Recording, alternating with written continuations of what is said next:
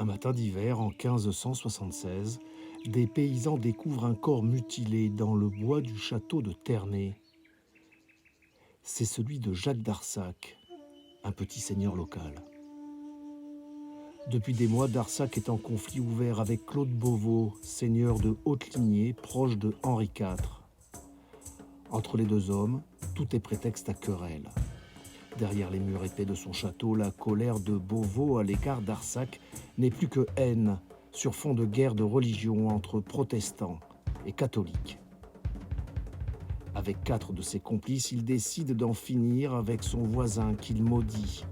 Sous un faux prétexte, Jacques d'Arsac est attiré hors de chez lui jusqu'au bois de Ternay. Là, les 5 hommes l'attendent.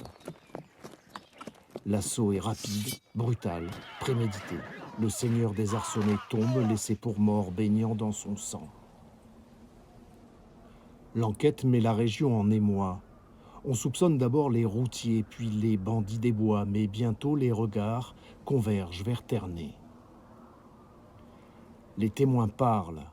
Ils se murmurent l'un après l'autre les noms des assassins. L'un d'entre eux est arrêté, il avoue tout. Le complot, les complices et le rôle central de Claude de Beauvau. Averti, celui-ci prend la fuite et disparaît. 2 ans plus tard, la justice royale rend son verdict.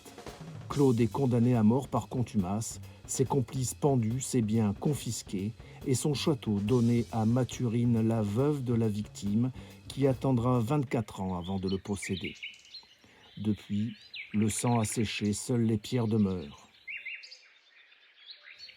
Mais certains disent que les soirs d'hiver entre chien et loup, dans le bois de Ternay, on peut croiser un destrier au grand galop, sans son cavalier.